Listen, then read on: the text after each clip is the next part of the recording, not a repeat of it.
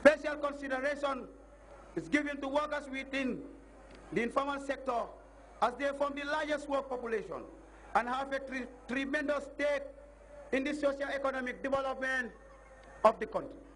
This congregation is certainly important, as it will allow you to reflect on the critical role that you can play in the socio-economic development of our beloved country. It is also expected to allow you to identify hurdles constraining you from fully playing your role in the country's development process.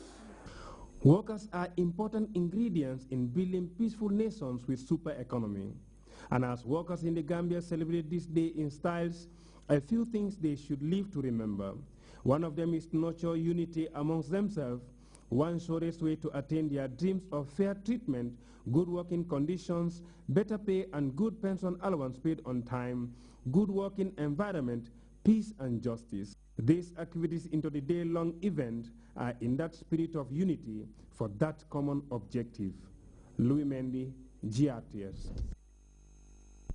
The event staged at the July 22nd Square served as the perfect ground for interaction between personnel of various institutions, whilst at the same time compete in different sporting activities, all in the spirit of unity and understanding. But as we hear in this report by Mohamed S. Jallo, what was a memorable event capped off with a presidential generosity to the delight of many. May 1st is International Workers' Day, and the Gambia has joined the rest of the world to celebrate the annual event. Workers from all sectors converge on the July 22nd Square to commemorate the day through sports, with a view to strengthen ties between workers of different companies and institutions from both the public and private sectors. Over 50 institutions participated in this year's celebrations, competing in various events ranging from track and field events to fun games. As always, the security service dominated most of the events. The Gambia Armed Forces yet again reigned supreme in the tug-of-war, winning both the male and the female categories. The soldiers were no match for their opponents, as they successfully defended the tug-of-war title. There was also a rare victory for the Armed Forces on the Gracie Pole, with Ibrahima Jata bringing down the Samson flag in a spectacular fashion. Adama Jammeh of the Prisons Department was the star of the sprint race. While the 23rd edition of the Mass Media Sports will be long remembered for being one of the longest, exciting, and colorful events. The carnival atmosphere of the occasion further exploded when it was announced that President Jammeh had promised to sponsor some of the events, namely the Baby Mohamed Jammeh Race, Baby Mariam Jammeh Trophy, the First Lady's Trophy, and the President's Trophy, with hefty cash prizes for the winner and both the first and second runner-up in each of the races. The first family-sponsored races were very competitive, but at the end, the winners went home with broad smiles, having won themselves huge amount of money, ranging from $15,000 to $50,000 from the president. The 23rd edition of the May Day celebrations, which lasted well into the night, will go down in memory as one of the most successful events, much to the delight of the organizers and Dr. Njoguba, who was deputizing for the president. The final results will be announced during the GNOC Sports Banquet at a later date. But it must be said that in this case, everybody was a winner, as a fun-packed event that promotes a sense of unity and understanding between workers of different brackets. Mohamed S. Jallo, GRTS.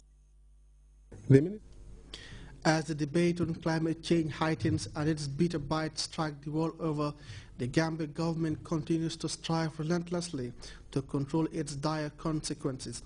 As part of efforts geared towards limiting the impacts of the phenomenon, the Minister of Environment, Parks and Wildlife recently held 3 sensitization meetings with communities in the upper, central and lower river regions. Ismail Senghor reports the main message at those meetings was coping strategies.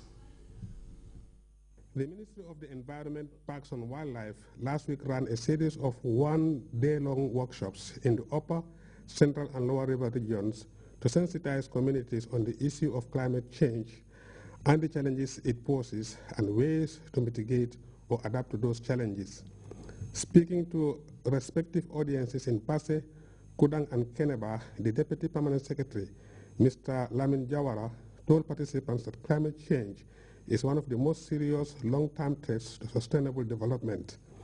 This is why, he said, the government of the Gambia is highly committed to tackling the menace as manifested in the creation of the National Climate Committee in 1992 and the preparation of the relevant country working documents for implementation.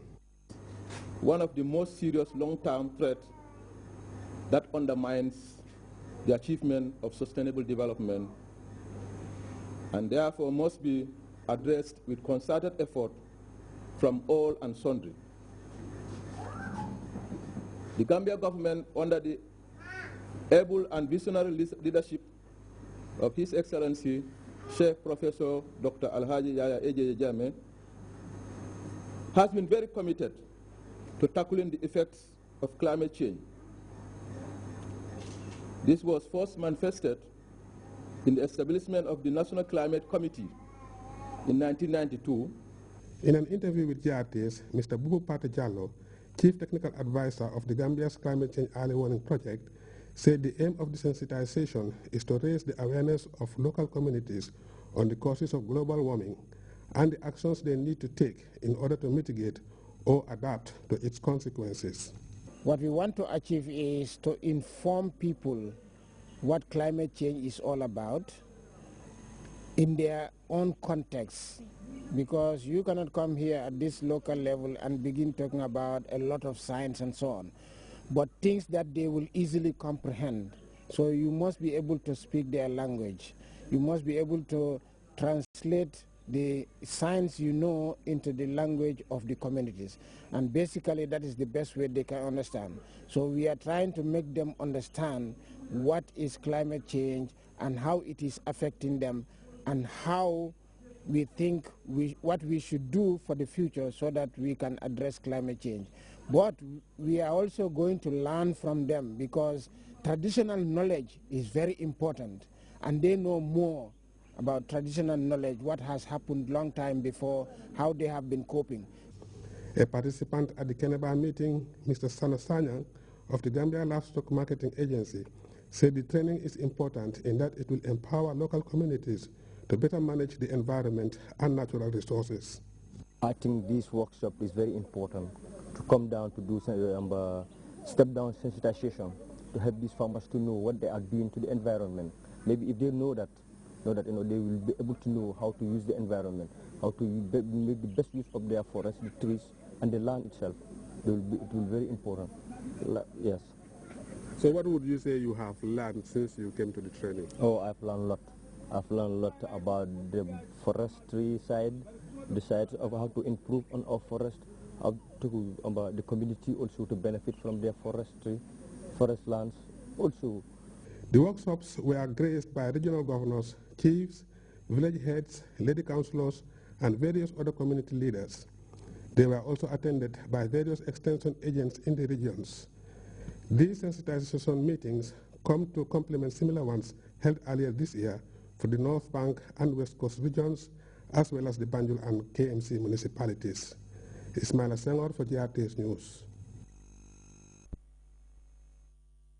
The fallout from the Boston Marathon bombing still rumbles, with the arrest of 3 classmates of Tamilan Zanayev, the 19-year-old boy, at the center of the incident. And when we come back, we take a look at the ugly specter of rape in India. This as a 4-year-old girl became the latest victim in what is now becoming a contagion. Please stick with us.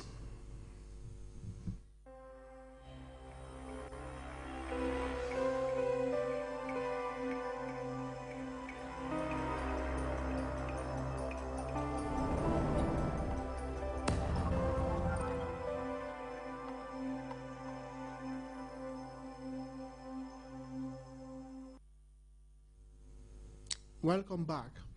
3 friends of the Boston bombing suspects, Tamilan Zanayev, has been arrested. They are accused of trying to throw authorities off the trail of their colleague classmate.